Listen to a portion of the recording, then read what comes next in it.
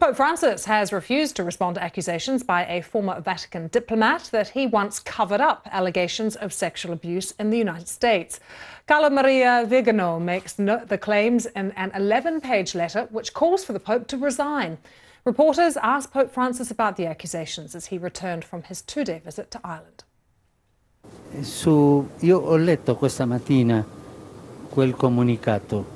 I read the statement this morning. I read it, and I'll say this to you, sincerely, to you and all who are interested. Read the document carefully and judge it for yourselves. I will not say one more word on this.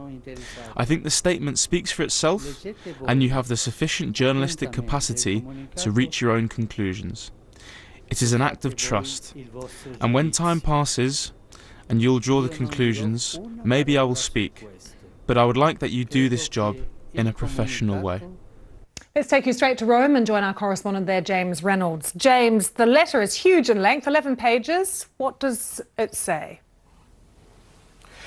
It accuses the Pope of not taking allegations made against an American archbishop, American cardinal, seriously. It accuses him of ignoring those warnings.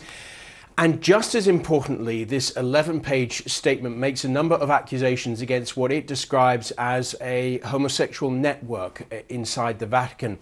And that leads a lot of people to think that this is part of a long-running war waged by a number of conservatives against the Pope, and this war has now come into the open because of the sex abuse crisis. This war has been waged largely by conservative factions here in the Vatican and conservative members of the Church in the United States who don't think that Francis is leading the Church in the right way.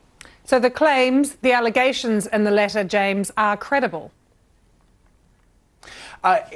What is most important, I think, as we look at this 11-page statement is that there is no supporting evidence, no documentation which has been used to come with the statement, with the allegations. And I think that's probably the first thing to say.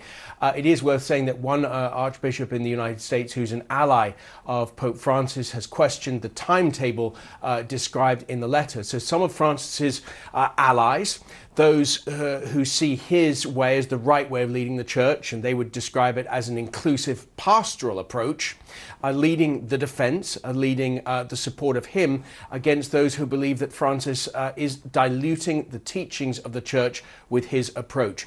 This conflict was already going on here in the Vatican. It is now broken out into the open because of the sex abuse crisis and also because of the statement. So is there worry there then at the Vatican about the broader impact, James, about just not how much this damages the papacy, but damages the Church as well, with now the sex abuse scandal and now this one?